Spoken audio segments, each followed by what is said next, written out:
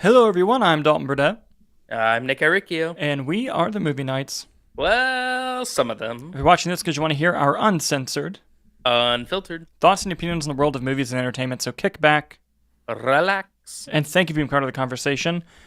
As the chat can already tell, we are late starting, as they love pointing out. Let me get some things pulled up here. We got Calixer, of course, saying late, as he always does. We have Turniphead saying movie nights, more like late nights. Am I right, fellas? Lovely stuff. And now they're throwing tomatoes. It's pretty great. It's actually pretty excellent. Thank you guys for the warm welcome, as always. This is the last show before we go on our hiatus into January. But don't worry, that seems like a long time to go away and to disappear for the podcast. And we will be obviously continue to do movie reviews during that time, allegedly. But something that's important to point out, while that is a long wait and it's a long time, and it might seem like, damn it, I'm not going to have anything fun. Guess what the first episode's going to be when we get back? It's the best time of the year. It's Oscar predictions. Come January, we're predicting those motherfucking Oscars, and I would likely do a live reaction to the nominations again, because that was so much fun. That was a lot of fun. We'll probably end up doing that again. It's also going to be an insane Oscar year already. I mean, we were just chatting the other night of like just actors, directors, and we're like, holy crap, we have no idea how this is going to turn out. So it's definitely going to be a very fun year, and I think we're going to have a lot of varying opinions on our takes. Oh yeah, it's going to get interesting. It's going to be a hell of a debate for sure. Always is. But anyway, guys, we do have a hell of a show for you. We got a couple news stories, a couple trailers to talk about, the box office, of course. We're also going to throw in just a couple of movie reviews tacked in on the end of films that we saw recently. Very exciting, very fun things. But before we do that, and just before I forget, because it's the last show of the year, NordVPN, we have a great partnership with them. You want to keep your information safe online. You want to make sure that you can browse things freely, not have your information hacked or stolen, especially if you're on like a hotel Wi-Fi, airport Wi-Fi, cafe Wi-Fi, all that shitty Wi-Fi stuff. They are currently going on a Black Friday deal, and it is super, super discounted right now. Not only can you protect your information, but also you can use it to say you're in any country to watch whatever streaming services they have. I just used it last Friday to watch Friday Night SmackDown, and it worked perfectly. So if you want to do that, if you want to cancel all your subscriptions and then just have Netflix, because every other country will have that show you're looking for on their Netflix, go for it and use NordVPN to do so. Hannah in the live chat says, live, laugh, NordVPN. Thank you, Hannah. That's lovely. That is lovely. Anyway, guys, now that bullshit's out of the way, we're going to go into the lovely PowerPoint that Nicholas has prepared for us. Thank you as always, Nick. And first, we're going to talk about some trailers. First trailer we're going to talk about is this. Hunger Games: The Sunrise on the Reaping has officially dropped their first trailer. This is coming off of the heels, of course, of the Hunger Games: The Ballad of Songbirds and Snakes, which is the first film I got to attend as a member of the press. Special place in my heart there.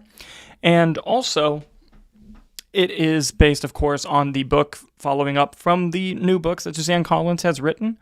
I have not read Songbirds and Snakes or this book. I did read the original 3, of course. But I really liked the Songbirds and Snakes film. I was very pleasantly surprised as to how much I liked it.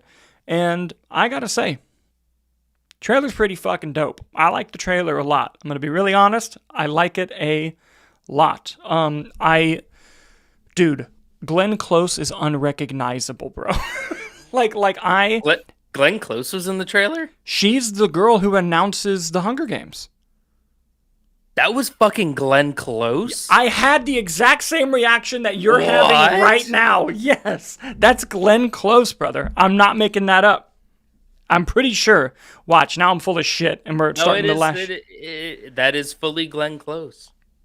It's crazy how unrecognizable she is, but that looks fun. And speaking of that role, you have Elle Fanning playing a young Effie Trinket, who makes a brief appearance in the trailer. That looks fun. Just the one shot we got of Ralph Fiennes as President Snow was enough, where it's like, yep, this is going to be fucking awesome. Can't wait for that. And just the editing of the trailer was nice.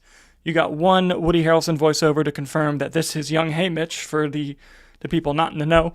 I thought it was a great trailer. I thought it looked, it's a teaser, obviously. It doesn't give too much away, but I want your thoughts. What did you think of the trailer? Yeah, no, same. I mean, I've seen the original Hunger Games movie. That's the series with Jennifer Lawrence. I have not gone back to watch Ballad of Songbirds and Snakes. The theater went out of power when I went to see it, and I just never got a chance to. You never finished it?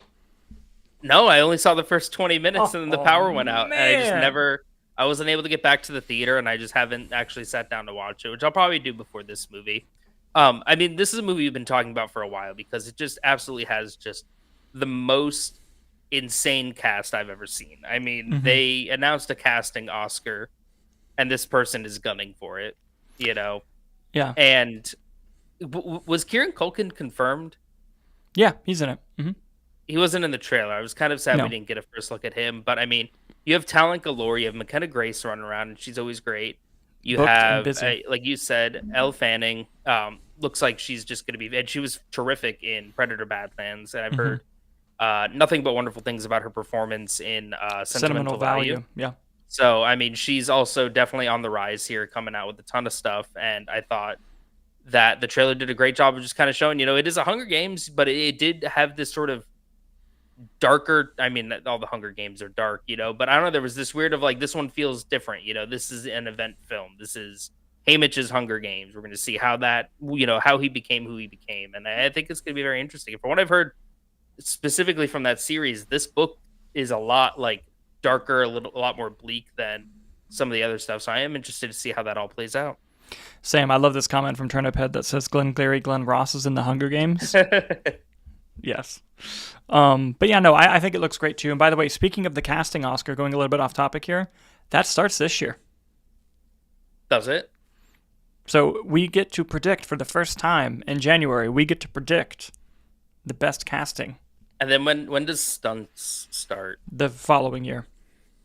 Okay, so this year's casting, so movies in 2025 for casting. Mm-hmm. That's going to be interesting. Yeah. Yeah. At least I'm pretty sure. Correct me in the live chat if I got that wrong, but I'm pretty sure it starts next year. It'll be fun. Mm-hmm. It'll be fun. Anyway, guys, what did you think of the trailer for The Hunger Games: Sunrise on the Reaping? Let us know in the comments as we move on to the next trailer we're going to talk about, and that's this. Moana, the live-action Disney remake, because we've never seen one of those before. And Jesus, hit the fuck out of my mic. That's hilarious. I saw the trailer. It looks like Moana. Enough said. It just kind of looks like they saw the numbers that How to Train Your Dragon did, and they were like, we need to get in on that.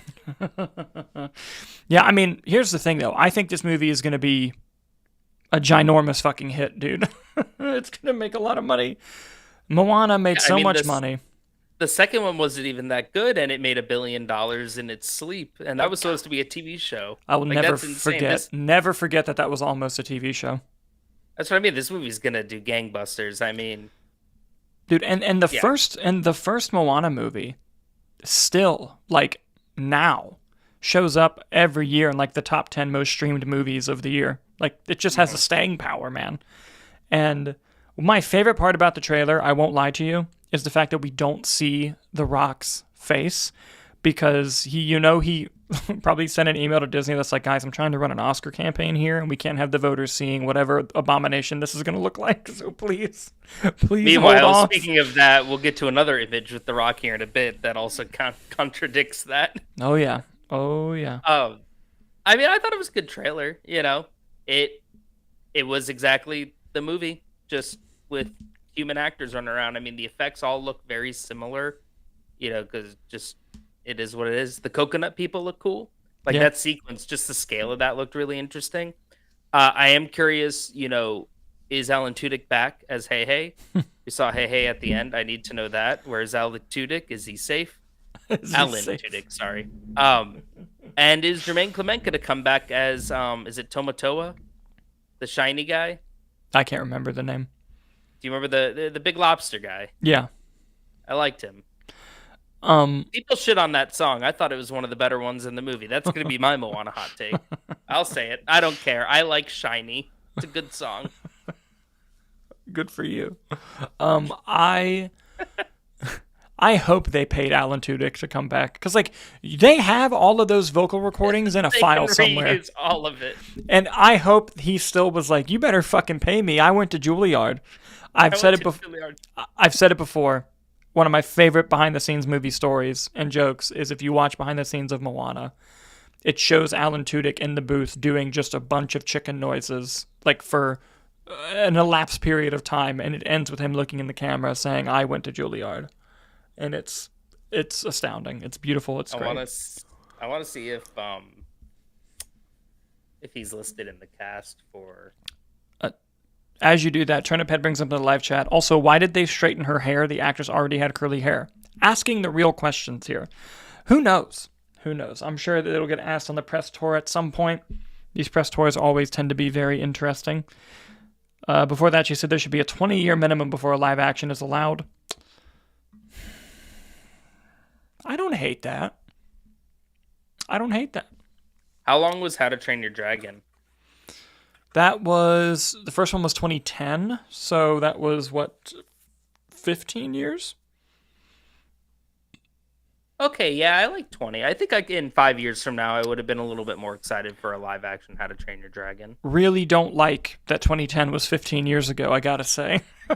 Really don't like that realization. Then like Lilo and Stitch, Lion King, right? You're all past those. Mm-hmm. Yeah, for sure. So we're kind of. I mean, shit. The Lion King one was way past it. I think that that Lion King made a lot of money, and people were excited for Lion King because of Jungle Book. Remember? Yeah, Jungle Book was great. Jungle Book might be the best of the bunch with these live action remakes. Definitely is in the argument for the best one, for sure. Dude, I liked Pete's Dragon. I liked it too, but is this a safe space? It depends on what you're about to say. Dude, Corella fucking rules, dude. I love that movie. Corella rips. What are you talking about? I love that movie so much. What are you asking if this is a safe space for? I'm just making sure we're on the same page. Yes, Craig Gillespie's amazing. Like, what the fuck? I thought it was great. Like, I remember watching it. Going in, I was like, ugh, why am I watching this? And then during the movie, I was like, all right, this is kind of awesome. And then the movie ended, and I was like, fuck, that was good. Like, I'd like gaslight myself. Aren't they supposed to be doing another one, or did I dream that? Allegedly. No. That was announced at some point. I don't know where they're at with development on that. She's got to stop making movies with Yorgos if they're going to get on that. But, yeah, that's a great movie. Anyway, guys, what did you think of the trailer for the live-action Moana? And also, is my mic okay after I hit it? I hope I sound the same. Let us know in the comments as we move on to the next trailer. And this is a trailer I have not watched yet. But Nick was adamant. He said we must talk about this trailer on the show. And that is the trailer for Pixar's Hoppers. Nick, I'm giving the floor to you. It's Avatar with beavers. They make these robotic animals that you can hop into with your brain. And then they infiltrate the dam. Yeah, that too. I just wanted to talk about. I thought it looked good. I thought it was a charming, cute little movie. It just felt like an original Pixar again. And I say that as I just said, it's Avatar with beavers. But a lot of Pixar was kind of going into these, the sequels to everything, and some of their originals that came out weren't as well received because they felt it was kind of missing that Pixar magic. Especially something like a Lightyear. And I thought that this looked like an excellent return to form. It looks very unique. It looks like it's definitely like a passion project for someone, just conceptually. I really like the animation style. I thought it was very clean. And a lot of the humor in the trailer for me worked as well, and I just thought it was a very, very well put together trailer, very well put together first look. And it's a movie that I am definitely excited for, and I haven't felt that, I didn't even see Elio was Pixar. I saw that. Wasn't a huge fan of it. Some of the Pixar movies lately have been a little lackluster, but this one I was like, this does look good, and it's not going to Disney Plus. Who would have thought? I just hope it makes money. Same. That's going to be the real question. But something that I did want to ask you is you told me about a part of the trailer or a part of the clip that I thought was really funny. So it was a clip that was released. It wasn't a full trailer, but basically, our main character, the human, gets transported to the beaver, and a bear's about to attack another beaver, and the person intervenes, and then both the bear and the other beaver stop, and the beaver's like, what are you doing? It's like, what? I'm saving you from the bear. And the bear's like, why are you doing that? He goes, because you were about to eat her. He's like, yeah. And the beaver's like, well, yeah, he caught me. That's what happens out here. And he's like, so you're just going to let him eat you because he caught you? And he's like, yeah, he's got to eat too, doesn't he? And he's like, all right, well, like, if you're good with it. And the bear's like, well, no, you made it weird. I don't want to eat him now. And it was just like this very weird back and forth that I thought was very funny. Yeah, you told me about it. I still haven't watched the clip, but when you said it, I'm like, yo, that sounds interesting. Like, I do want to watch the trailer. That's what I mean. If like I'm gonna that's the get to kind it. of humor, if that's the kind of humor we're doing with it. Also, there's a blink and you miss it reference. And I hope they actually do play a big part in the movie. Mhm. Do you remember that? So I'm getting close to the bike because I need to be serious. Do you remember that old Pixar short about the birds on the wire and like the Yes. big bird comes? The little tiny blue puffball birds are in this trailer. Shut up. Yeah, All right. it'd be That's pretty cool. Gonna be pretty cool. That's I cool. hope that it'll probably just end up being a blink and you miss it kind of thing. But they were in the trailer, so I'm like, oh, maybe they'll be a part of it. I think that'd be really fun to see. Oh, absolutely, absolutely. Guys, did you get a chance to see the trailer for Hoppers? If not, is Nick selling it for you? Do you want to go watch it now?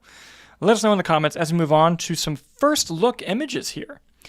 I am so excited to pull these images up specifically for Calixer's reaction. Because this could be literally anything from life is now a better place, the world is now more wholesome, to burn it to the ground, I hate everything. And that's why we love Calixer, is because of that dynamic. Inside every person is two wolves, Nicholas. And I cannot wait for this because we have the first official look at the live action The Legend of Zelda film. A few images to show here. We have a wide shot, then two close-ups. Here's the wide of Link and Zelda. I believe Wes Ball is the director who directed the most recent Planet of the Apes film, which was very good. Here is the close-up of Zelda, and here is the close-up And all the Maze Runners, I believe, too, didn't he? Correct. And the close-up of Link. And here's the thing. Literally, it's just photos. It's just images. However, I mean, it looks like Link and Zelda. Like you can't really say anything other than that. The whole thing started because a set leak happened because they were filming outside. And I don't know how this person got the shot. By the way, if you find this video, they're like, it almost seems like they're hidden in trees, like filming like this horse riding sequence. And it appears that after that happened, the studio was like, fuck it. We don't want them to see him in a shitty way. Put it out high quality. And they did. So, Nick, you've seen these images for the live-action Legend of Zelda. What do you think? I mean, to be honest, it looks like a photo shoot that a cosplayer did at a convention. But I get, maybe they had a quick turnaround. They didn't want that shitty green version leaking, so they want to do something quick. But I mean, it looks, they're in the costume. That's them. I like that they went with kind of more unknown actors, kind of giving them a big break there. I think that was a smart decision because I think if you had a lot of talent involved with this, and there's opportunity for talent. I mean, don't forget we have Ganondorf to cast still, and I just want it to Matt be Berry. Ganondorf. You beat me by a second. I was gonna say I just hope it's Matt Berry. I think there's a lot of side casting that they can do, and that's where kind of these names will come in. But I think having that as the core too is definitely going to be very interesting. And it's a movie I love the Maze Runner franchise. And I did really enjoy Kingdom of the Planet of the Apes. So I think Wes Ball is a very competent director, and I think he is a good choice to helm this movie. My big thing is I think it should have followed. I think it should have been Illumination and it should have been animation like Mario. That's my hot take. If I'm not mistaken, I think Illumination still can because that's Universal. I think Sony's making this movie. Sony is making the movie. I'm just saying I don't know if and I'm not a big Zelda fan. I played a few of the games, but not like extensive. I'm not in the lore like that. I don't know if I need to. I think a really nice put together animated movie for the liveliness of the universe. But that being said, they're sitting in a field. We haven't seen the type of universe they're building. We haven't seen the direction, the style. We'll see. But that looked like them. Yeah. And speaking of that, that's what I got. Calixer is in the chat, which is what I've been waiting for. He says, yeah, I mean, it looks like Link and Zelda Breath of the Wild. He also adds, He said, but I hate that they're making live action in the first place. Do you know which game story they are following? I don't. I could be completely wrong about this. I could have completely dreamed this. I'm pretty sure it's just kind of a loose adaptation of the origin of the original Zelda game and Breath of the Wild elements. I have no idea if that's true. I might be making that up, but I'm pretty sure that's what it is. But we'll see. And finally, he adds, I'm just glad Tom Holland isn't involved. Very funny. I think Tom Holland gets. I think, one, we don't know that. Two, I think Tom Holland does get slandered. I'm just using your comment as an example, Calixer. I know that you're not a major Holland slanderer. But I do think he's an underrated actor that's just been, unfortunately, in a lot of bad projects that aren't Spider-Man. But the Odyssey is coming. The Odyssey is coming, and I hope he does well. It's going to be a hell of a summer for Bernthal and Holland, buddy. They're going to be in back-to-back hits. Aren't they in like competing time frames too? Yeah. Spider-Man's not getting an IMAX release because Nolan was like, no, just me. Yeah, but also that means that, well, we better get a Dolby release, hopefully. Of course we will. I want to see that on big screen. But like, there's a chance John Bernthal and Tom Holland are in 2 of the top 5 box office movies for like several weeks. Mm-hmm. It's very entertaining. Good for them. Yes, incredibly. It's going to be a lovely time. Another first look we got here is this. And guys, this is fucking gorgeous. It's the new Daredevil suit in an official still. I used to dream of times like these. We are getting closer and closer to Daredevil Born Again Season 2, which I believe comes out in March, if I'm not mistaken. And look, the black suit with the red double Ds on the chest. I guess you can say the double Ds look great on the chest, LOL.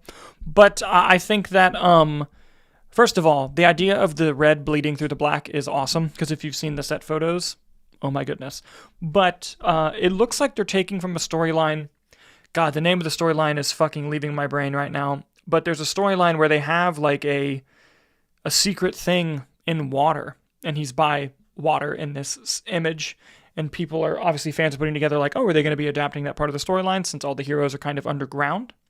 But, you know, we'll see. Nick, you've seen the suit, you've seen the image. What do you think? You've seen the double D's upon his chest.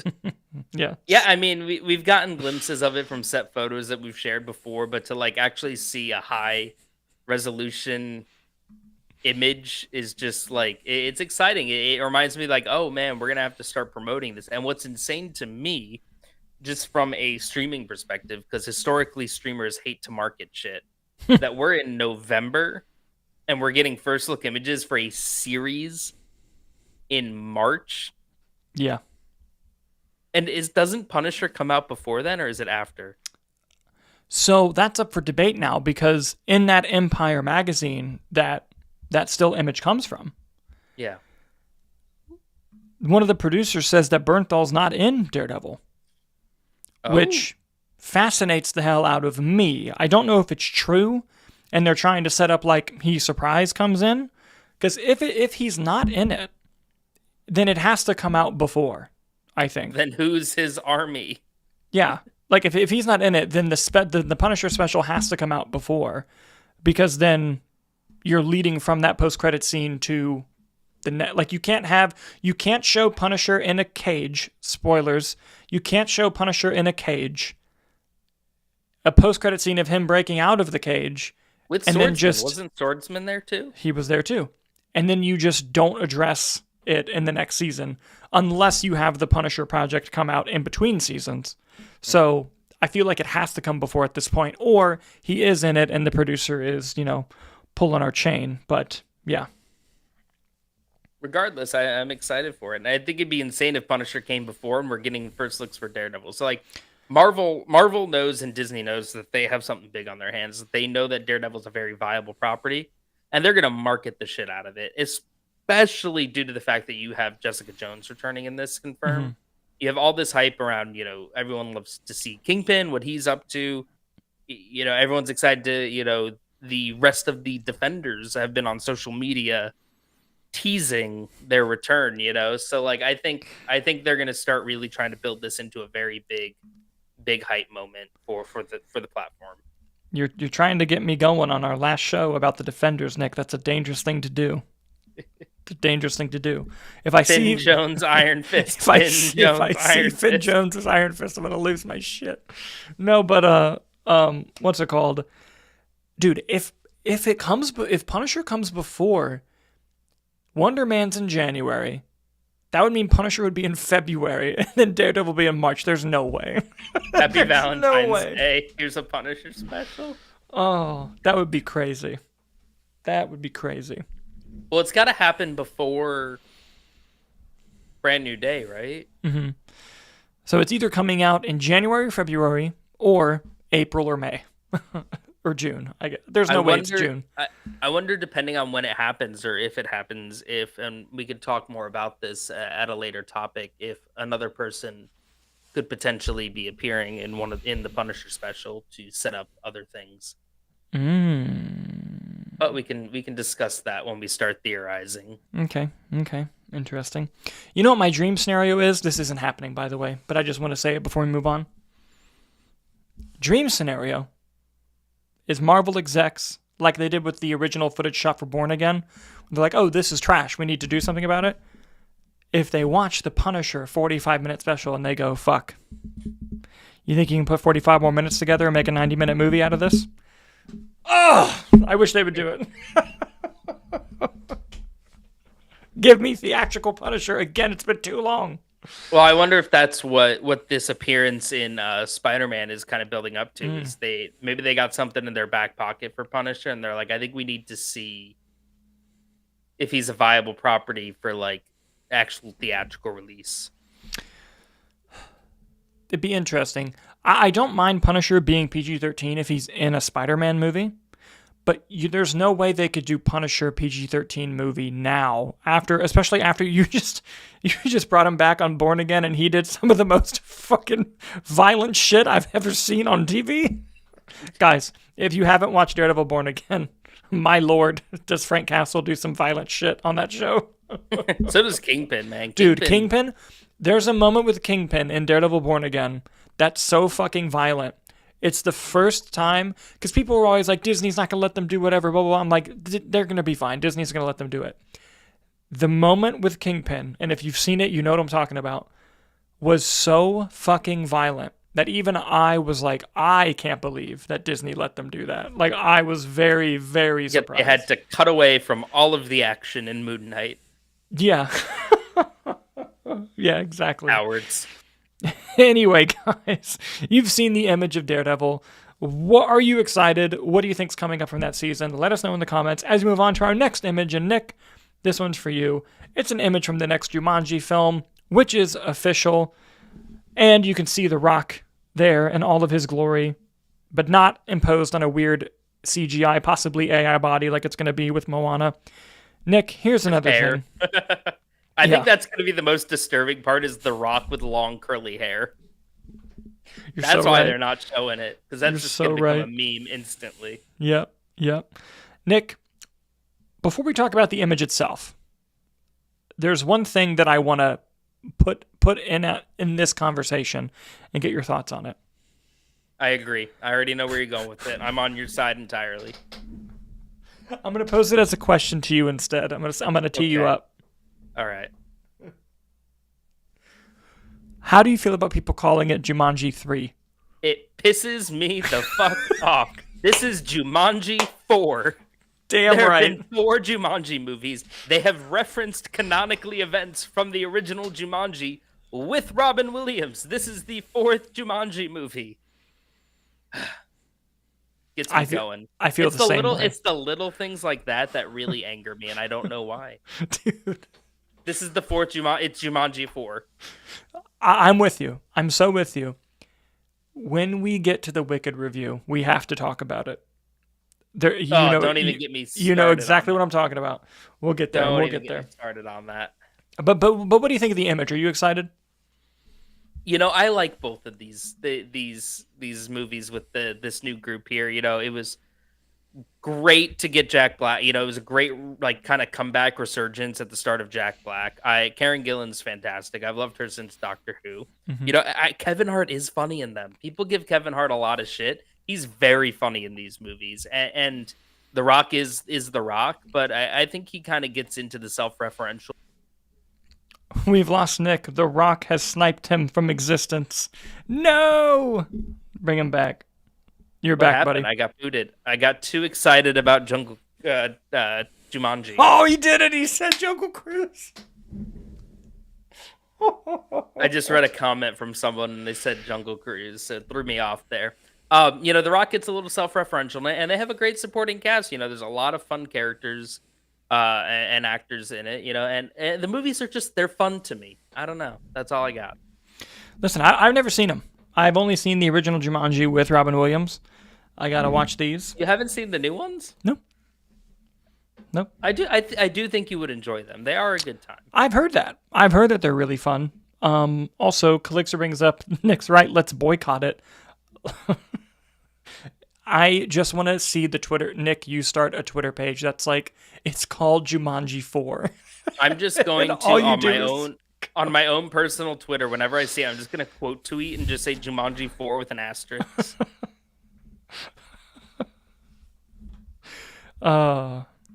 That's great. That's great. Anyway, guys, what do you think of the image? Are you excited for Jumanji 4? Let us know in the comments as we move on to our main topic stories today. This is going to get fun. Dude, we're going to spend so much time on the last story. I already know that we are. I already know it. But anyway, our first story is this. A while ago on the show, Nick and I had reported that the Teenage Mutant Ninja Turtles were getting a live-action Ronin version of the comic and story made, which is a very R-rated adaptation of the Teenage Mutant Ninja Turtles, and we were kind of excited. We were like, hey, it's been a while since we've seen the Ninja Turtles like that. That's going to be fun. That's going to be exciting. Go Paramount. Well, fuck us, I guess, because it's been officially confirmed that the last Ronin TMNT movie is dead with the new leadership at Paramount, because they're going to go, obviously, with that brand in the continued kid-friendly direction with a sequel to Mutant Mayhem, although I do think they're canceling the TV show that they had. So, I think I got that right. I may have to look that up. But, look, I'm kind of bummed. I was interested in seeing how this was going to play out. Like, I had so many questions. I'm like, how much money is it going to be made for?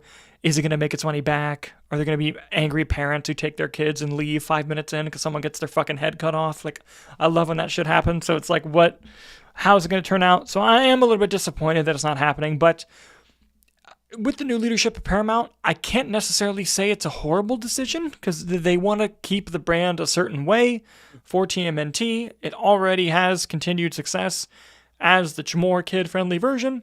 And that Mutant Mayhem movie was way better than it had any right to be. Let's be real. It was incredibly entertaining, incredible animation, very well done. So obviously they're going to be going in that direction, and I believe they're going to be doing some live-action version of Teenage Mutant Ninja Turtles. I think they even hired a writer. I can't remember who they hired, but it is going to be more kid-friendly. Nicholas, you heard this news. What do you think? I was a little sad. I was really excited about the idea of it. It's a very famous comic run, and I thought it would have been a very cool, unique direction to take the franchise, to take that IP. But also, I do get it. I know that I really liked the animated movie that they came out with a few years ago. Yeah, Mutant Mayhem. It was a surprise hit for me. I'm kind of sad we haven't gotten like the needle moving on a sequel for that. I don't know what's going on there. But that's definitely something I'd be interested in, especially with the setup at the end there. But I know that the live action Ninja Turtle route hasn't always been the most successful or profitable. But it was definitely an idea, definitely something new. And I think you have to market it. I think it was it Kraven the Hunter that the poster, like the R rating was just like so massive on it. You'd have to do that, you'd have to get that going. But I get it, especially if they want longevity for Teenage Mutant Ninja Turtles, especially as a kid property. I do think that this might be the right move. It just sucks to see, because it would have been a very interesting project, but maybe someday. Yeah, so I got some updates for you. Mutant Mayhem, the sequel, is coming out in 2027, September, so that's still happening. Wonderful. And the new live-action version, it doesn't have a writer, but it has a producer. The producer of the live-action Sonic films will be producing the new live-action Teenage Mutant Ninja Turtles film. So I obviously see the brain thinking there from having them go from one to the other. From a Paramount perspective, I completely get what they're trying to do there. So that's interesting. Calixer in the live chat says, I want 90s TMNT back. Absolutely. That first one, especially, lots of nostalgia watching it. Oh my God, Nicholas Iricchio Samar is in the chat. Samar, it has been a minute, my friend. He said, what up, what up? Shout out to the OGs. Thank you for being here. By the way, Samar, I have bad news. He's a super Samarian now, though. I see that, the new at. I have bad news. It's not terrible news, just because I assume you joined the stream a little bit late. This is our last show before we go on hiatus until January. However, we're still going to keep doing our movie reviews, but when we come back in January, we're coming back with a vengeance. There's going to be a lot of cool changes, a lot of cool additions. I don't want to talk about them yet, but you'll see. It'll be a lot of fun. But thank you for being here tonight, Samar. Nice to have you in the chat. Nick, anything to add before we move on to our next story? No. Excellent. And with that, guys, what do you think of The Last Ronin being canceled at Paramount for a new kid-friendly version of the movie? Let us know as we move on to our next story. I'm not going to lie, Nick, this next one really fucking made me excited. Letterboxd is obviously a very famous app in the film community circles where it's become a bit of a hellscape now, but it was fun. But it's basically an app where friends can share their thoughts on movies. They can do, their star ratings. Your Letterboxd top 4 has become a big personality trait, and I love people arguing about what the ratings mean, like what someone's 2-star means to someone else. But Letterboxd is launching a new thing. We've already talked about how they were going to be launching television shows. However, now they're launching something called the Letterboxd Video Store. And you might be thinking, what the hell is that? And that's a good question. Basically, you can rent things from Letterboxd to watch digitally, including festival movies that have not gotten distribution yet. Let's fucking go, dude. Are you kidding me? That is so sick. That's a great idea. That is so sick. And because even in the Critics Association we're in, we could get festival stuff, but it's so hard. Like even for people who are in an association, trying to get those screenings, so ridiculously hard to get your hands on. And the fact that Letterboxd is going to have a platform where it can be to the masses, and hopefully that money goes to the filmmakers. And if one takes off, it can help it get distribution. This is amazing. I absolutely love this idea. I think it's going to be wonderful and hopefully a huge success. I just hope they get it launched quicker than they said they were going to do their TV thing. That was supposed to happen 2 years ago. But I want to throw it... We don't want the TV thing. I don't hate the idea of the TV thing. But I want to throw it over to you, Nicholas. What are your thoughts on the Letterboxd Video Store? I think it's such a cool idea, because how many times have you found some movie that you wanted to watch and it's just not available anywhere? Long live physical media, but it's so hard to find certain movies, and especially what I've noticed too is these platforms where you can even rent, they jack up their prices for holiday season. I wanted to watch Good Will Hunting, and I had to look into renting it on Amazon, and it was like $12 and I can only buy it. But I bet, come January, it's like $3 to rent because they know it's fall and everyone wants to watch Good Will Hunting. So I think it's great that they're going to have this sort of platform where you can do that, where you can find even short films from festivals or movies that are looking for distribution that may not have it. It would be great. They talked about restorations, film preservation is becoming a huge thing now. And I think that's awesome. No, 100%, 100%. Turnip Head in the live chat says that's actually such a cool idea. I agree. And I do want to address Samar really quick. Oh, no, I was just going to say it's interesting, too, because they were talking, reading the article from Letterboxd, just about, the shelves, how some might only be for a limited time. I think there's a lot of very interesting opportunity here for them to have a constantly rotating selection, have a bunch of staples there. I am curious, what you were saying, though, too, of just, And they got him again. The snipers got him again. He'll be back as we wait for Nicholas's grand return. Oh, he's back already. Back? You're back. You're lucky. I was about to go on a stalling thing, That's but you weird, made it. I didn't. I didn't do anything either. I didn't even exit and come back in. It just brought me back. Little blip. Uh, little blip. I got blipped. It's been 5 years. Um, Fuck you. That took me a second. but I think it's great. I'm just curious to see, like you said, where this money's going, who's getting, what the buy-in is to do it. Is it something you're paying to have your film on their platform, or I'm very interested in the logistics of how it's all going to work. Yeah, no, same. It's gonna be really interesting. I'm very excited to kind of see where that goes, and excited to see, you know, how successful and how much distribution the films can get from this happening. I'm very, very interested in that. Calixer, I see your chat. I refuse to platform it. It's an inside joke between us, so I hope you understand. But guys, what do you think about the Letterboxd video store? Do you think it's a good idea, or do you think it could crash and burn? Let us know in the comments as we move on to our main topic story. And that's this.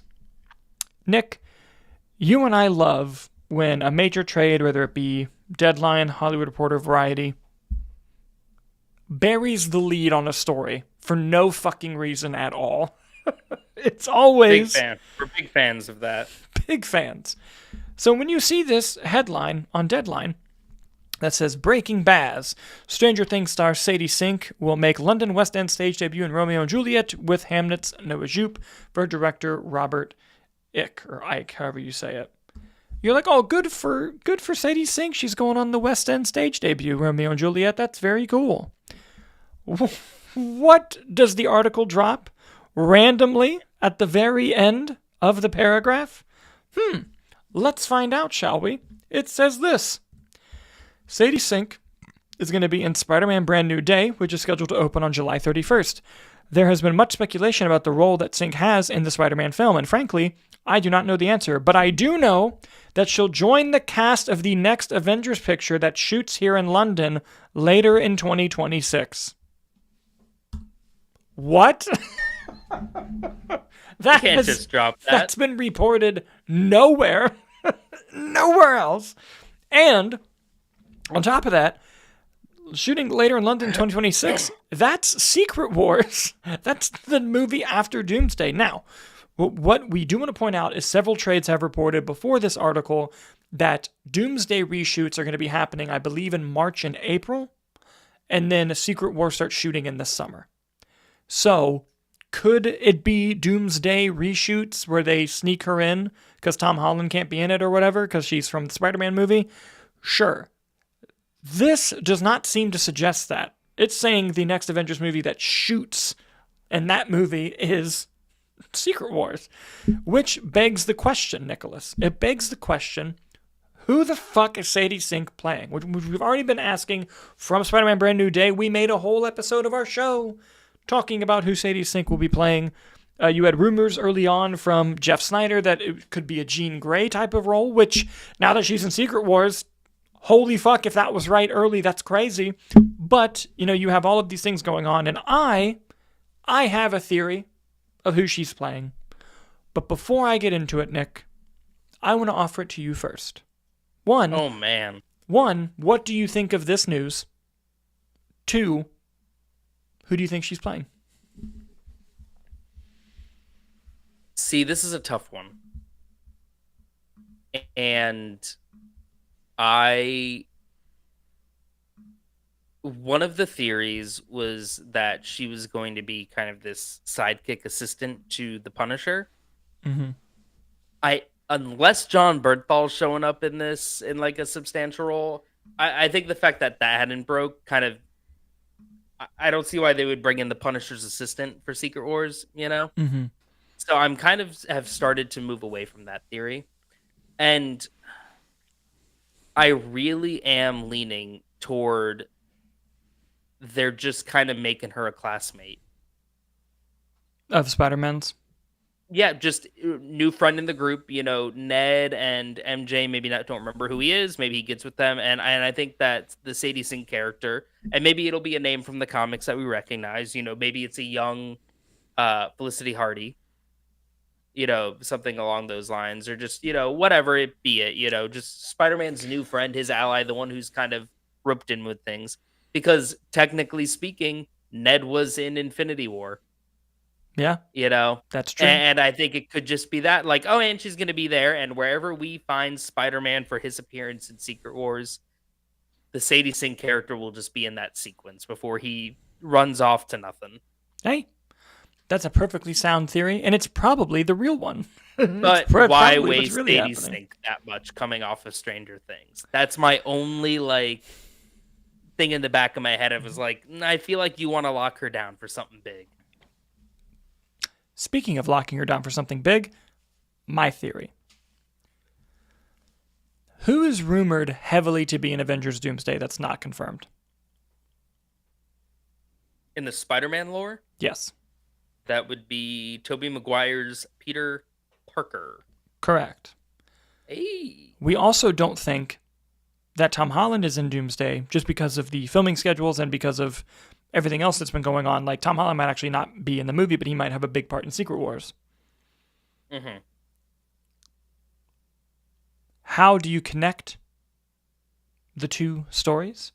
How do you connect to the most recent Spider-Man film, where we had Tobey Maguire and Andrew Garfield and multiple Spider-Men and the multiverse, because we are in the multiverse saga, Nicholas.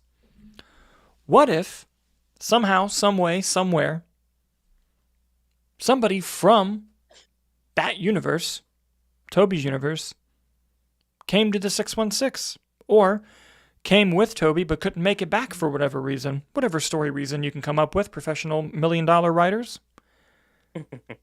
And what if they're separated and all this character knows is about Spider-Man from her universe, so she finds ours?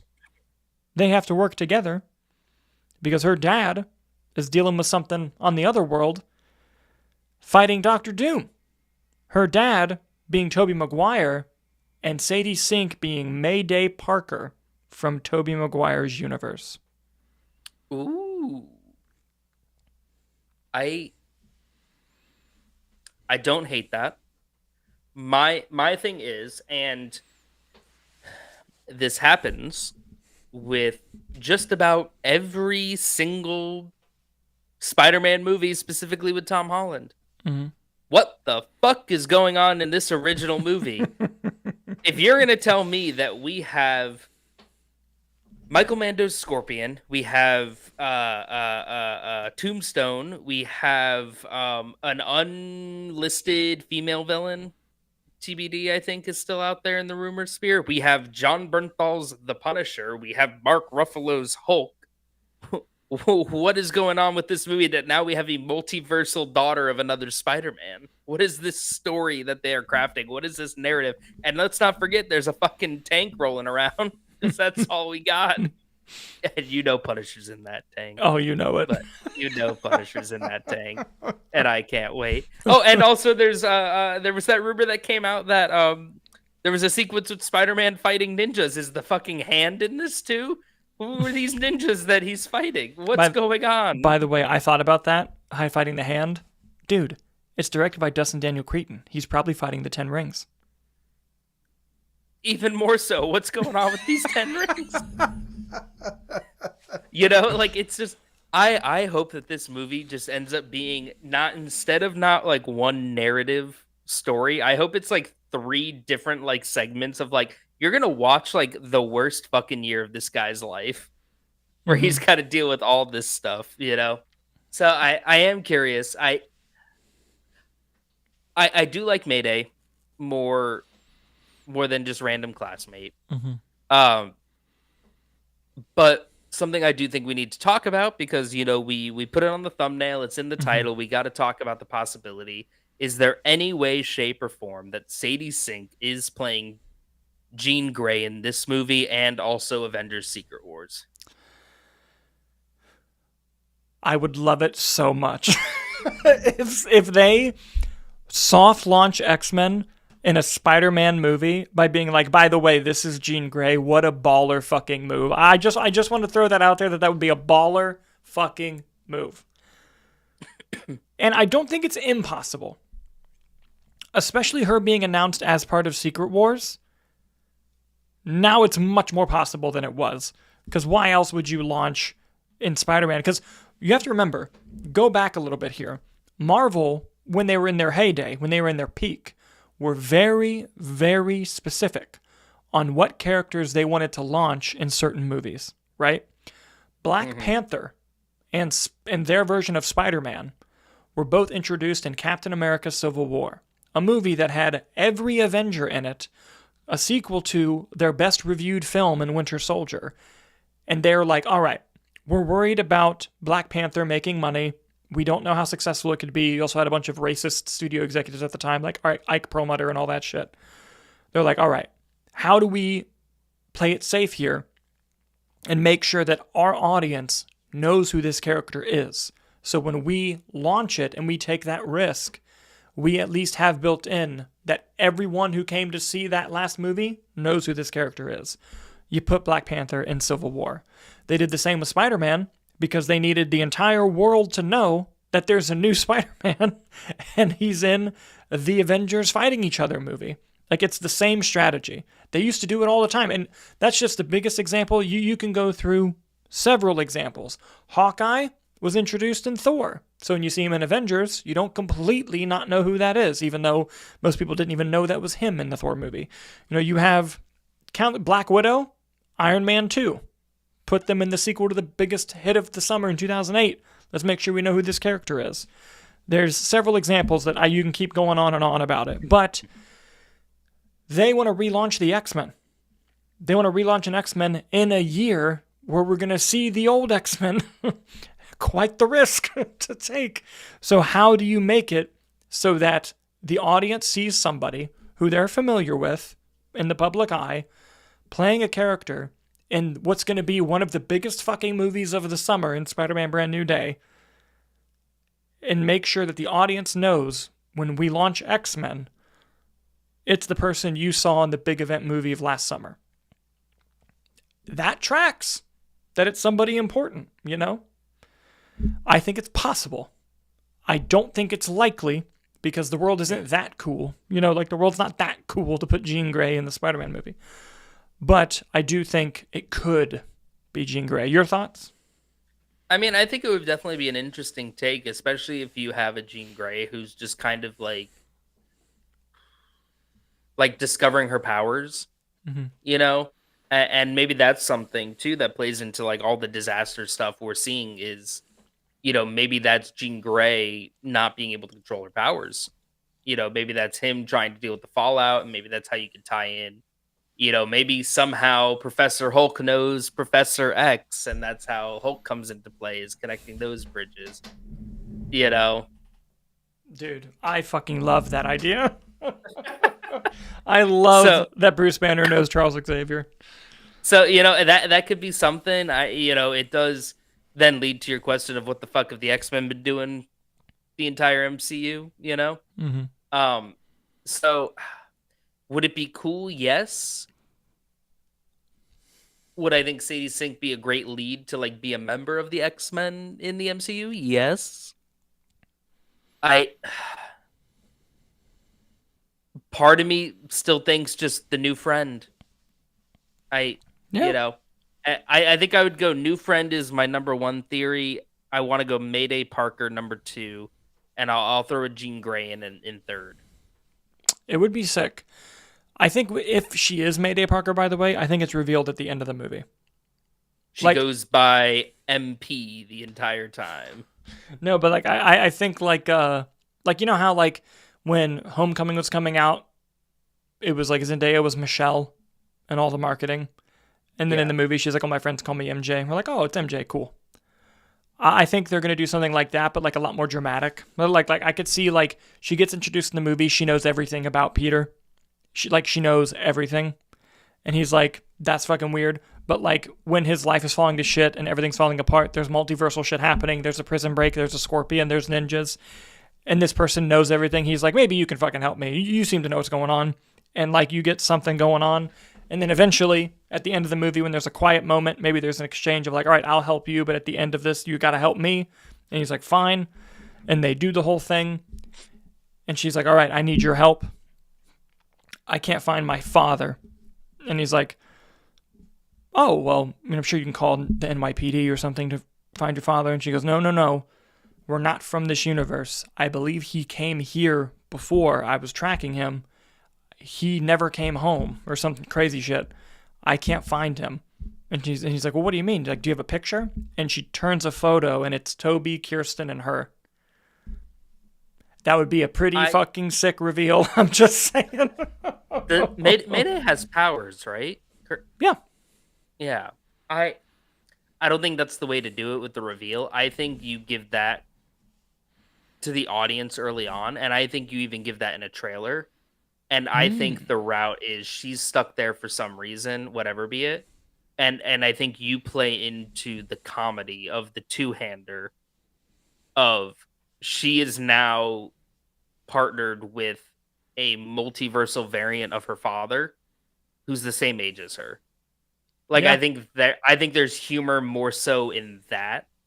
And I think it leads to a lot of humor of, like, you know, maybe Tom Holland's Peter Parker becomes a bit more fatherly, and you get kind of the cheesy dad, like, you know, maybe she is fully ingrained in the universe and like dating a boy, and he's like, you can't be hanging out with that guy, and it's the guy that liked MJ in Far From Home. You bring him back. Yeah. You know, like, I think there's fun stuff you could do like that. And I think that's something you have to give early on, is just like, well, I'm your daughter, and him being like, what the fuck does that mean? You know, I think that could be very interesting. No, I think it could be. I think there's a lot of cool possibilities. I honestly think random classmate is a good realistic theory, or she's playing an obscure comics character from the early 2010s, because that's what Marvel's been doing a lot of lately. It's the one from the PlayStation video game that's the streamer. The streamer. I think she wears. Oh, from the newer game. Yeah, I think she wears like rollerblades or something. Oh my god, the name is leaving me. Screwball. That would be a hell of a fucking Screwballs and Secret Wars, baby. Let's go. That'd be a pull. All right, this is a bit off topic, but just while we're talking like Spider-Man and Secret Wars, I gotta throw it over to you. Part 1, Toby and Andrew are in Secret Wars. Yes. Yes. Yeah. No. They have to set up Andrew fighting an alien. Okay. They have to pay that off. Follow up. Emma Stone, Spider-Gwen, to then end up with Andrew Garfield? No. No. Okay. No. Okay. Interesting. I don't think you can lock down Emma Stone for that, unless she just wants to have a good time and get a blank check. But she's gone a lot more into the Yorgos realm of things, and I think she's going to stay in the weird artistic side. Okay. Another follow-up, because I've seen this debate online, and again, we're going going a little bit off topic here, but I thought about this, and I was like, ooh, I don't even know how I feel about it, to be honest with you. So I wanted to throw it your way. When you introduce a villain in a movie, you got to establish that they're not somebody to fuck with, especially a big movie like this. Thanos, you had build up to. He had little appearances, and you still had to establish him as a big villain. What's he do within the first 5 minutes of appearing on screen? He kills Loki and beats the shit out of the Hulk. So right away you're like, oh fuck, I can't fuck with this guy. So you got to do that for Doom, because Doom has had no build up other than the faceless scene in Fantastic Four. Obviously, incursions are going to be a part of this. Universe is collapsing. Universe is dying. I saw this on Twitter. I got to bring it up to you. Do you establish Doom as the ultimate villain by opening the movie in Tobey Maguire's universe and Doctor Doom kills him? No. It'd be cool if we got a shot of in the Raimi verse, because that was really my only sadness with No Way Home, is I kind of wanted to go into Toby and Andrew's world for a minute. I wanted to see the yellow tint on everything, and then the blue tint on everything. I don't. I think they are going to go the route of replicating the comic issue Ripping with out Thanos. Doom ripping out Thanos. Mm-hmm. I also think there's a possibility, and something I think would be cool, especially given that he's a multiversal villain. I I don't think we're getting Kang. I I think we may get an implication of Kang. Mm-hmm. I don't think we're seeing Jonathan Majors. You No. know, and maybe we see like a silhouette of Kang. Maybe we see like Mm-hmm. from the back or something with the stand-in. But I think that you introduce Doom with a TVA rampage that leads to a battle with Loki. And I think you establish Doom trying to get to the timeline branches. Okay. But I that like. also could be the end. You know, do you Mm-hmm. end the movie with Doom having Mm-hmm. the timeline branches? Yeah. I love that, first of all. That would be awesome. But also, another theory, piggybacking off of the Toby one, only about half of the X-Men have been confirmed for the movie. Mm-hmm. Is it because he goes into the X-Men worlds and kills the other half? And those Now, are the I ones could that made it out? You know, I could see that, and I think that that would then prompt like Monica Rambeau and all them to start reaching out. But we have to remember too, we also have, sorry, a Fantastic Four ship out and about, heading toward the Thunderbolts. So I think that's going to be interesting. You know, I think who's on that ship. Mm-hmm. You know, we also had Doom at the end in the post-credit scene with Fantastic Four with Franklin. Does he take Franklin, or does it just kind of end with them? It just ends with them Showing him. Yeah. So, you know, I think that's something to consider too, is how does that tie into it? Do you open up with that scene? You know, I think that's all interesting. It'll be fun. It'll be fun. But guys, we got a little bit off topic, but Sadie Sink, Avengers Secret Wars. Do you think it's a Secret Wars appearance, or do you think she's going to be in the reshoots for Doomsday? Who do you think she's playing? Is she Jean Grey? Is she Mayday Parker? Is she a random classmate? Or is she someone totally different? Please let us know in the comments. Before we move on, I do want to pull up Samar's comment here. He says, man, I'm looking forward to new Spidey, directed by the Shang-Chi dude. Didn't like any of the MCU ones.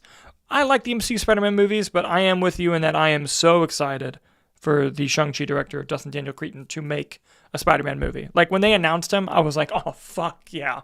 Like it was like a hell yeah moment when that was announced, for sure.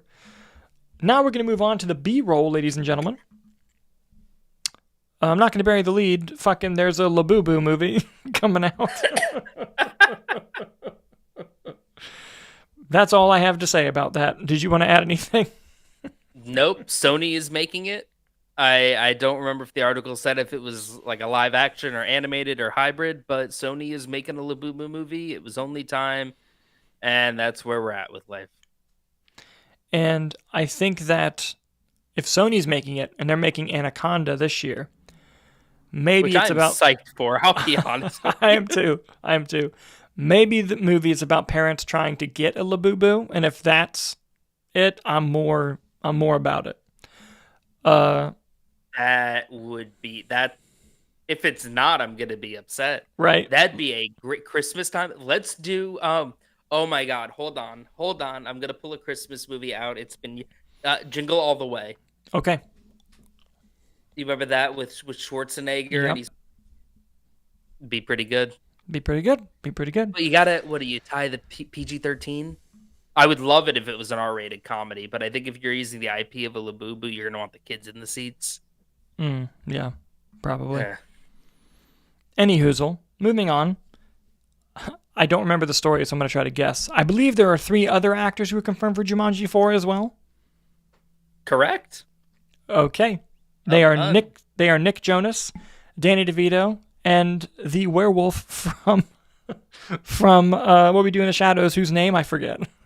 It's Reese Darby. That's right, Reese Werewolves, Darby. not werewolves. Welcome to Jumanji.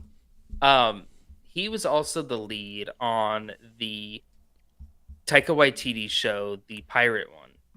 Yes, which I heard was quite good. I don't know why I'm blanking on the name right now. I really enjoyed that show.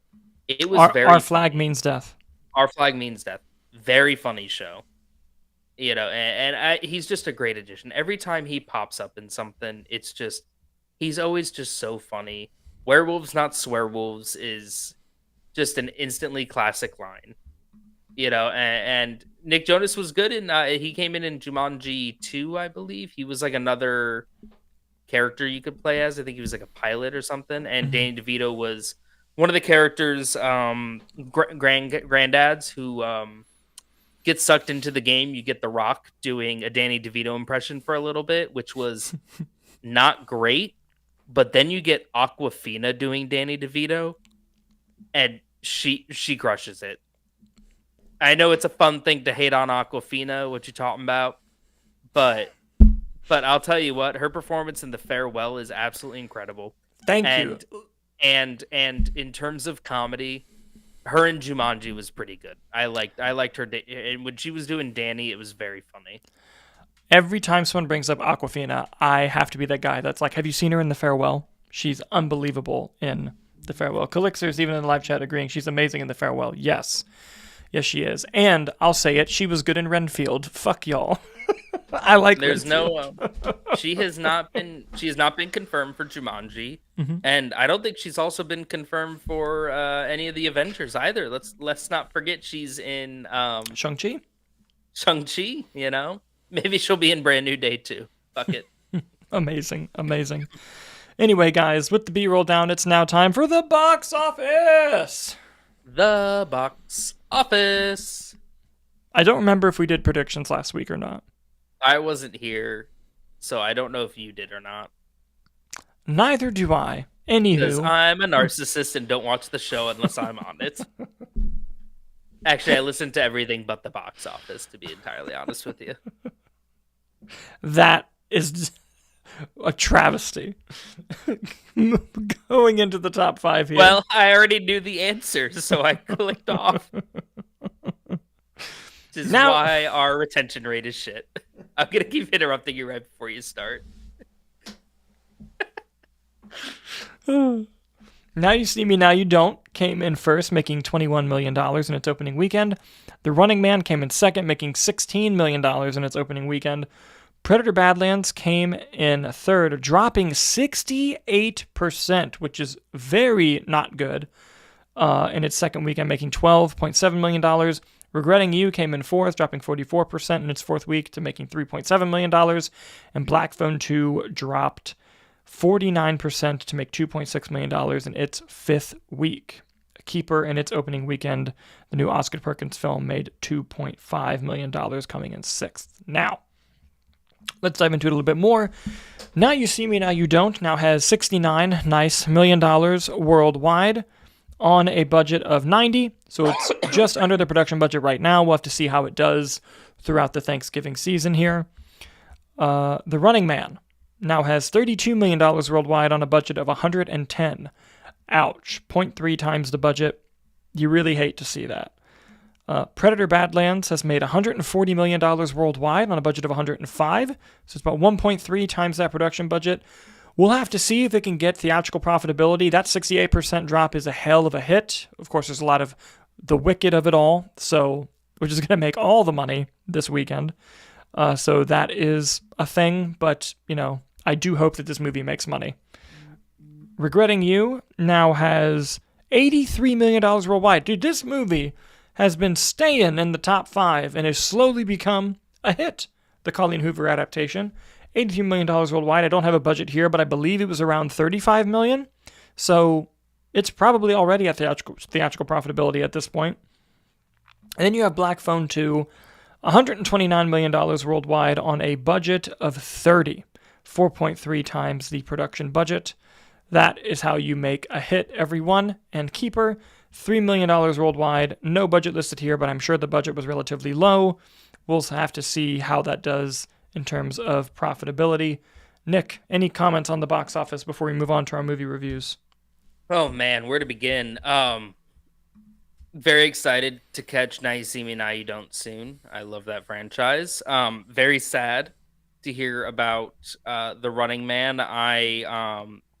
I was mixed on the movie, admittedly. A little more, I think, negative leaning.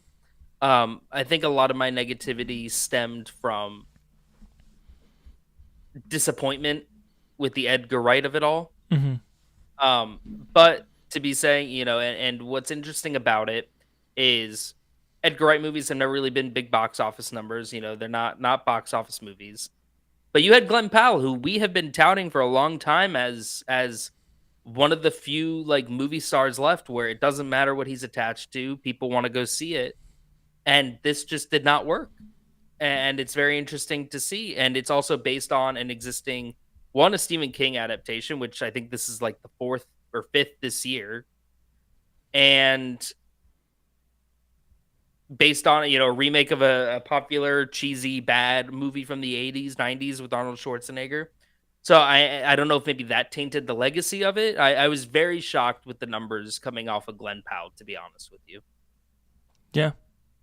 And Colleen Hoover, the Regretting You, very interesting. I didn't see it. I don't really know where it stood critically. But didn't the last one as well? Was it It Ends With Us? I think that had a Regretting You. No, yeah. But the last one, the last Colleen Hoover. Mm-hmm. That one, I think, if memory serves, had a lot of legs and kind of became that sleeper hit. Yeah, I think it made over $100 million. But it wasn't. It was. Holy shit! It made $349 million. Good lord. Well, never mind then. That was just on a budget of 25. That's 14 times the budget. It's amazing what drama will do for your numbers, guys. Unless you're Megalopolis. Exactly. I mean, there's no point in doing predictions next week because we're not going to be here. But I mean, fucking Wicked is going to make so much goddamn money. Let's take a wild guess at Wicked at number 1. I'll put $1 on that. Make $1 penny. Easy money on Wicked. So we had some breaking news just drop that I find interesting. It's nothing crazy. Boy. We announced a while ago, or reported, I should say, that Sydney Sweeney was cast in the live-action Gundam movie. Well, okay. The leading man will be Noah Centineo in the live-action Gundam movie. This is confirmed by the Hollywood... Yes, confirmed by the Hollywood Reporter, and Jeff Snyder commented on it and said, "This is the role that Benson Boone was in talks for. Heard he had limited chemistry with Sydney Sweeney, which is the craziest thing I've ever heard." Calm down, Jeff. Wait, Benson Boone, like the... Yeah. Okay. Sure. I think the better actor got the part. Yeah, I mean, also, what? He's coming into... he's in something big. Is it Street Fighter that he's going to be in? Or was it Masters of the Universe? It very well could be both. Hold on. Now I'm trying to remember too. No, Masters of the Universe is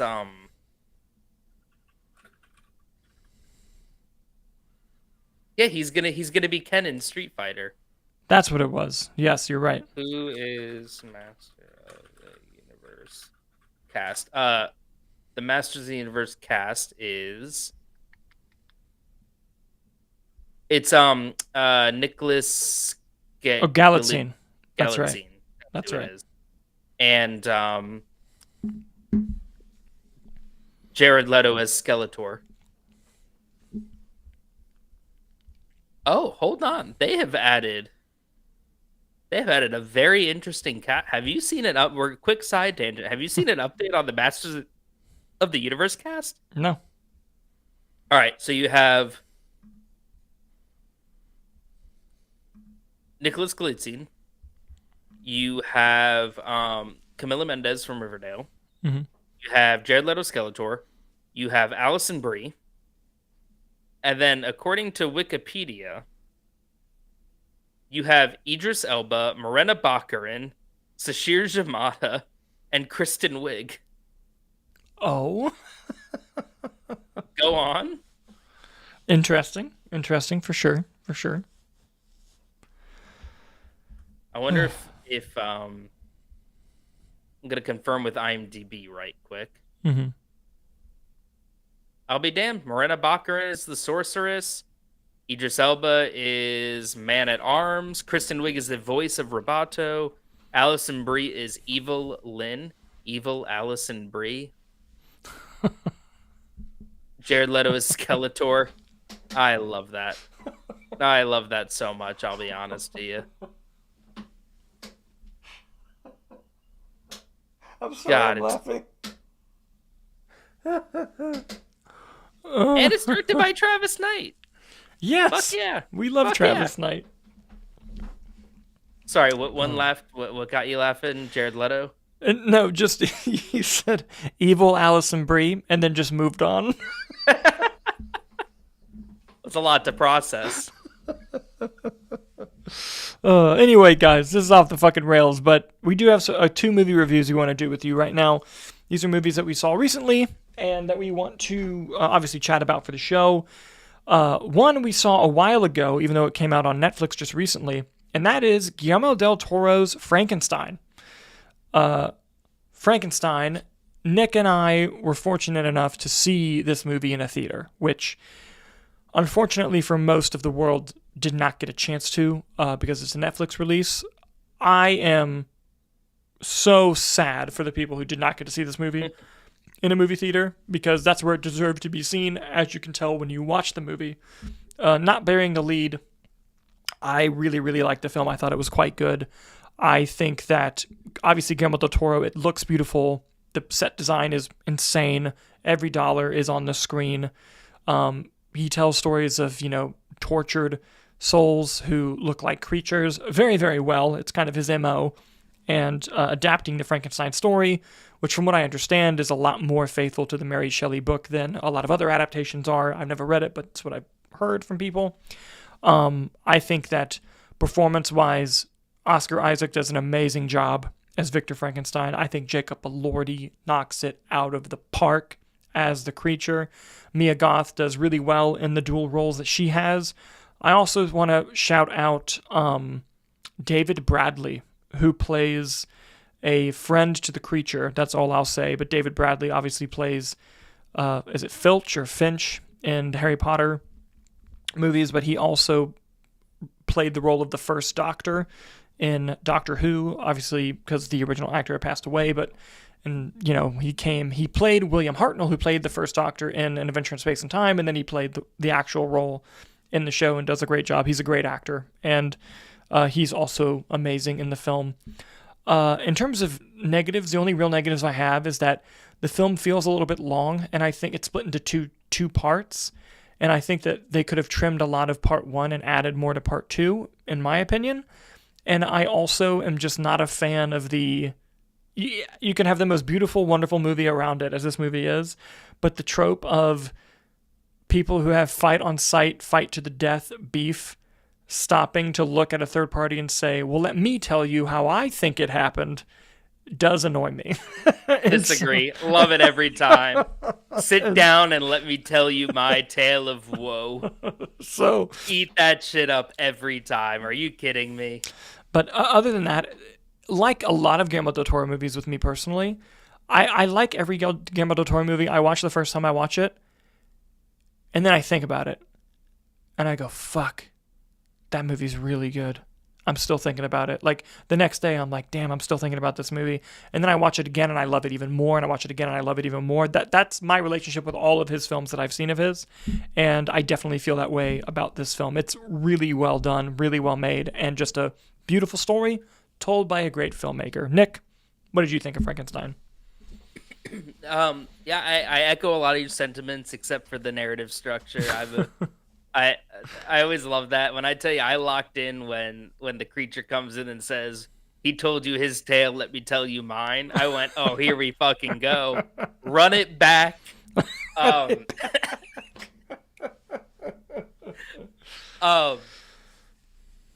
Listen, you know a lot of things going into a Guillermo del Toro movie that I don't want to, it's going to be wonderfully directed. It's going to be beautifully designed. I mean, this very well could be a lock for production design, set design, costuming, even. I could even see it sneaking into makeup and hairstyling. I thought he just did a great job. Guillermo del Toro is such a lovable guy too.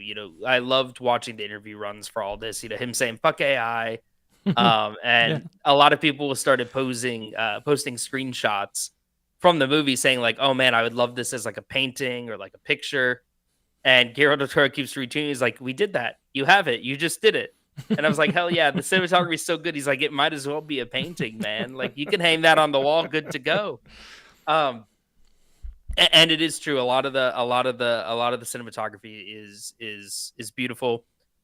It's just such a moving story, and it's always so interesting. And it was a great adaptation of the novel, and I thought that it was one of the best portrayals of the idea that Victor Frankenstein is the monster. Hmm.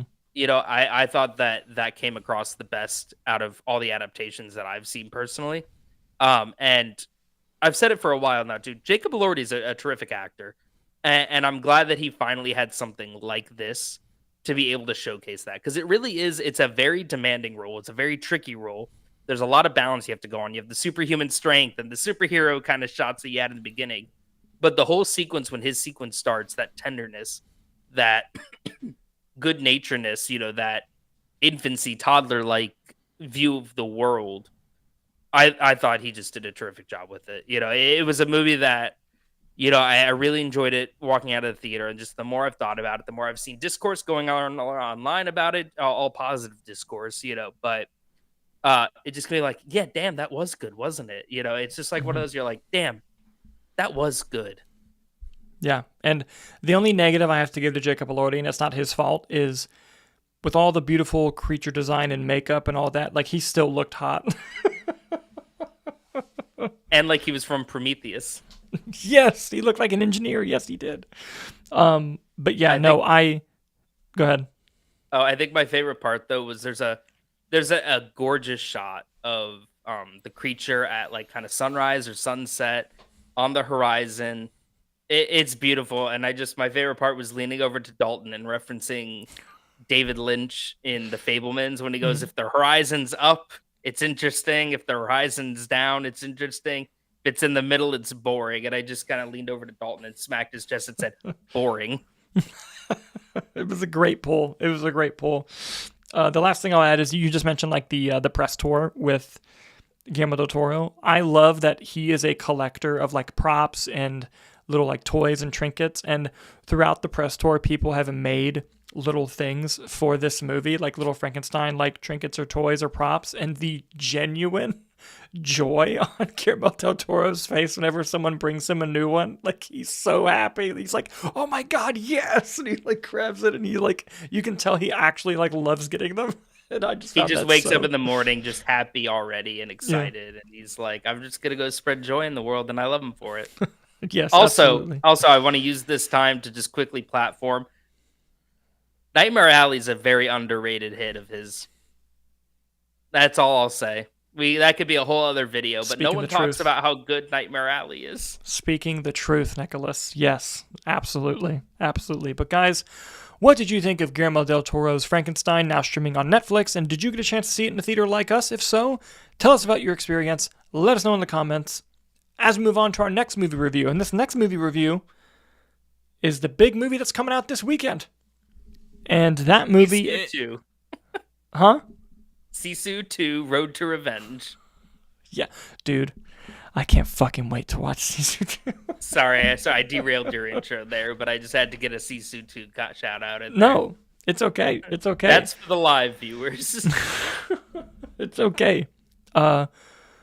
Nick and I were fortunate enough to see Wicked for Good a few days ago before it opened. That is, of course, the big movie coming out this weekend. This film is directed by John Chu, and it is starring, of course, again, Cynthia Erivo, Ariana Grande, Jonathan Bailey, and a lot of other people from the first film. And it is, Act 2, and the adaptation of Act 2 of the big hit musical on Broadway. And the first film, really great movie, had a lot of great critical acclaim, and it was even nominated for Best Picture and several other Academy Awards. I'll be honest and say that I think that Wicked for Good is a significant step down from Wicked, the first film. I don't hate Wicked for Good. I know we're gonna get into it a little bit, but like I've seen every opinion from it's the fucking worst movie of the year to it's the greatest thing since sliced bread. In my opinion, it's not as good as the first film. However, it does have a lot of merit where I don't think it's a bad film, but it's definitely not on the same category, at least in my opinion. I'll start with positives I really, really loved the No Good Deed musical sequence. I thought that honestly was one of the best moments of both movies. It brought the house down in the screening that we were at. People absolutely love that sequence, and it just works really well, and Cynthia Erivo crushes it. I also like the For Good sequence with both of them. I was told I was crazy for thinking this. Ariana Grande has an original song. I think it's called Girl in the Bubble. I thought it was great. I thought it was a great song, and I thought Ariana Grande did a great job singing it. I also think that the two lead performances of Cynthia and Ariana are still great. Like, they have great chemistry, and they're good at playing those characters. Obviously, the film, I'm not going to spoil it for those who don't know, even though it was a musical that's been around for 30 years, but it ties into the lore of Wizard of Oz in a very interesting way with the other characters. I thought most of it was handled fine. There's one very specific one that's not handled fine that I don't want to give away, but Nick knows exactly what I'm talking about. And I also think that, like, the set design still looks great. The costumes are still great. The movie still looks great. It has all of those same attributes from the first film. But where I'll kind of go into the negatives is that the pacing is horrific. Like, not just bad pacing, it's horrible pacing. And it really stretches things out. It focuses on things that it should have glossed over, and it glosses over things that it should have focused on. Like, it almost zigs when it should have zagged at every turn, pretty much, in the movie. And I also think that there's one key part of the movie that really upset me. And again, I'm not going to spoil it, but there's basically a sequence where they're building up to a confrontation. And for a character to feel a very certain way about another character, but when those two characters are finally in a room together, that's not the vibe. It turns into kind of a song that's very good, but a sequence that takes this build-up and momentum they had and completely does the wrong thing with that momentum, which adds to the poor pacing. So that was a bit disappointing. I also think that the movie, the third act, is hit or miss. It has some really, really great moments, but it also has moments that feel like, oh, they didn't quite stick the landing there. And maybe I'm just thinking of comparison, because like the end of the first Wicked is fucking phenomenal. Like, ending it on Defying Gravity in that moment was the right choice. I mean, it's the stage show as well, but like just doing it how they did it cinematically was perfect. And you just don't have that same pack in this movie. And one last positive I'll say, there's a song with Jonathan Bailey and Cynthia Erivo where essentially the whole song is just, we're about to fuck. And that sequence was so well done. The song was fantastic, and my audience was eating it up. They loved it. So I like that sequence as well. So I don't hate the film. I think it's a good movie. I just don't think it's a great film, and I don't think it's nearly on the same level as the first film in any capacity. But Nick, I've rambled. I'm going to throw it over to you. What did you think of Wicked for Good? No, I agree with pretty much everything you said here. I think it's a very significant step down from the first one. I was left very disappointed, left very underwhelmed, a little bit angry at some of the choices as well. Certain elements have been spoiled for me conceptually, but I found the execution overall to just completely fall on its face. I think that arcs that they set up with characters in the first movie, some go unresolved, some just fizzle out, and I think that every time they wanted to let the movie be darker, be a little bit more bleak, based off the first movie ends with Defying Gravity. It ends on a very somber note, though. Like, you have this very ominous feeling of bad and dread coming. And every time we started getting into the meat of that with this movie, it zagged, like you were saying, into fun, campy, and like upbeat. And it's like, no, let me sit in this. And letting me sit in a moment, sit in a scene was also the movie's biggest issue, is that it didn't let me do that. Everything is just go, go, go, go, go. It's scene, scene, scene, scene, scene.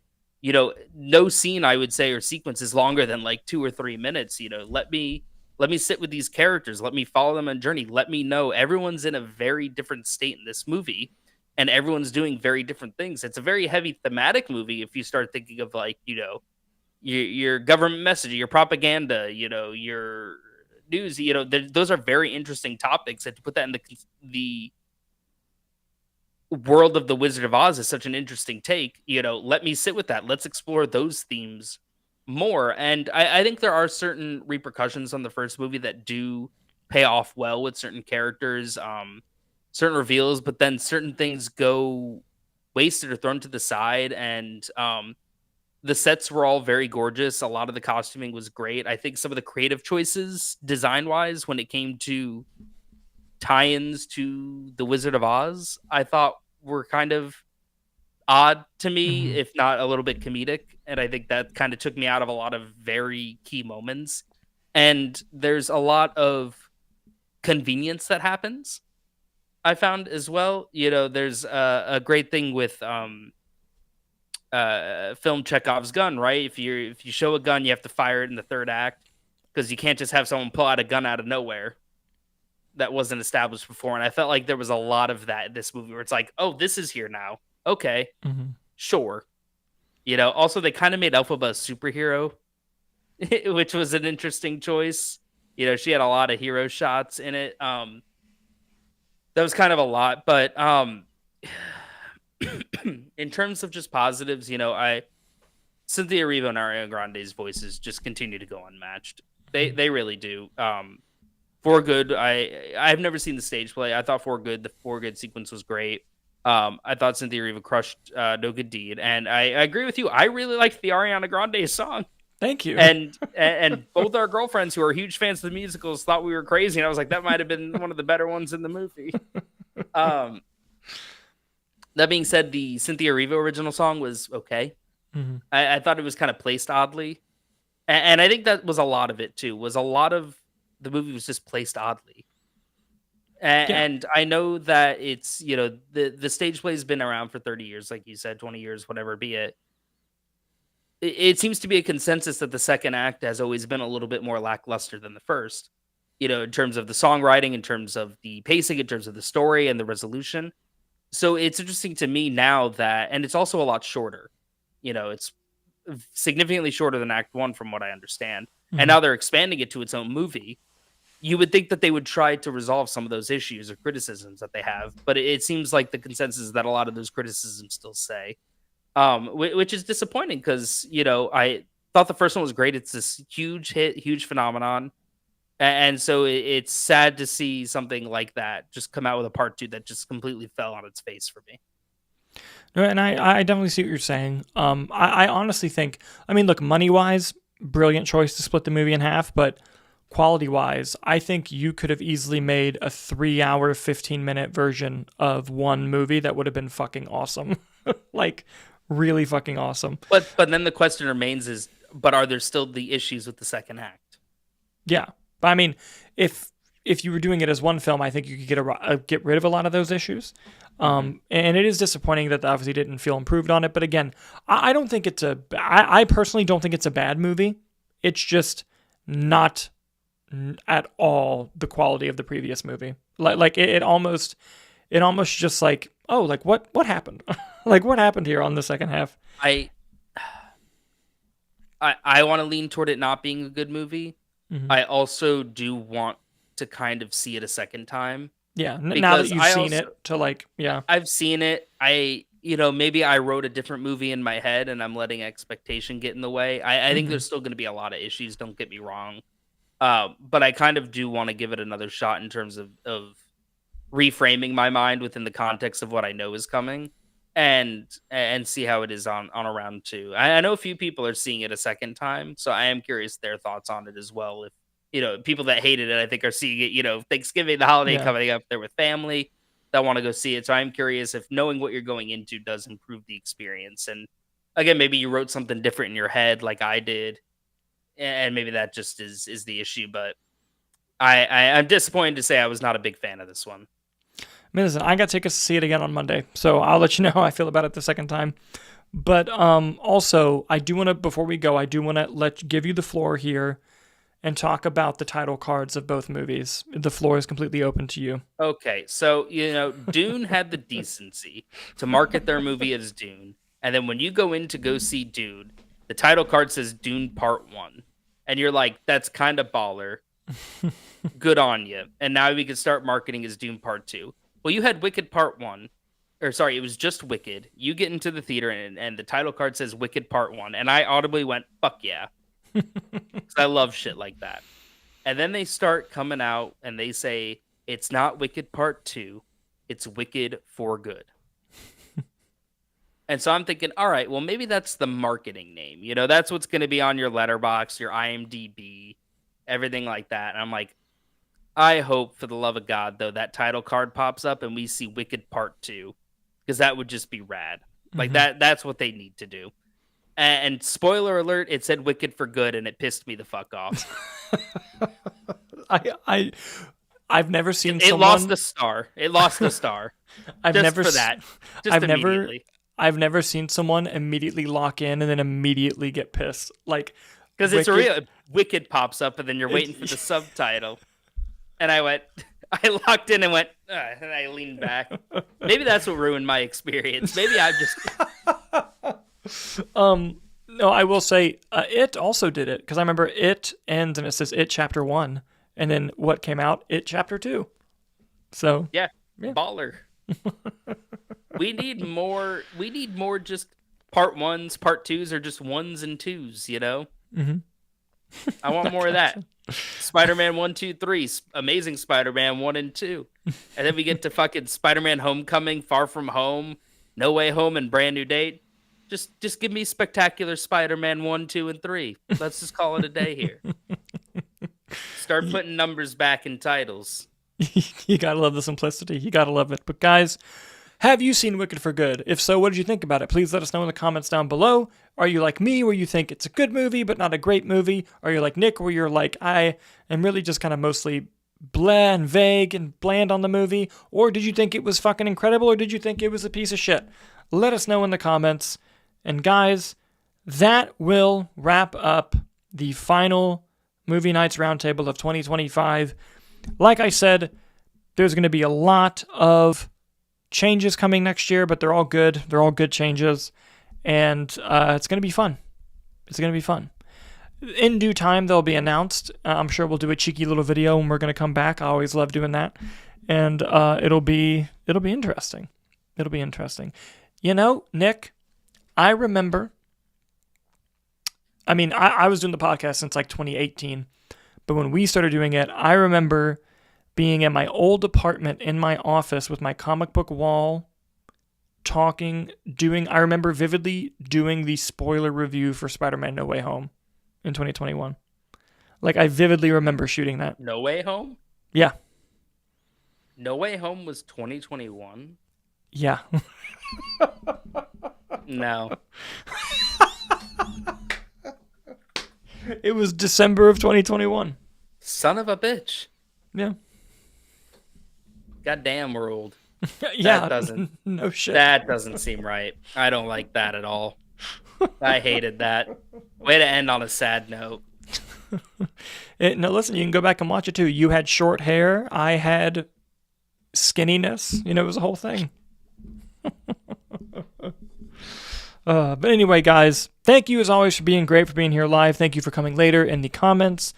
We will see you next year. Stay on the lookout for our movie reviews and other stuff coming this year. But as always, thank you so much for watching, and we'll see you in 2026.